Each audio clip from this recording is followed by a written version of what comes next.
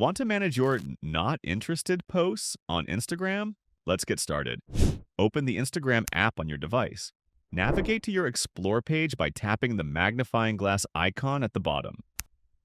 Select any post you want to mark as not interested. Tap the three dots located at the top right corner of the post. Choose the Not Interested option to mark the post. Now let's see how to review and manage all posts you've marked. At the bottom right, tap your profile icon. Now look at the top right and click on the three horizontal lines menu. Here, tap on Your Activity. Scroll down to the Suggested Content section. Tap on Not Interested to view the full list. To remove an item, tap Select at the top right. Choose the specific post you wish to remove from the list. Then tap Remove to confirm. This will delete the post from your Not Interested list.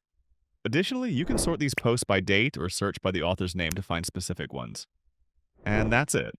Subscribe for more quick Instagram tips.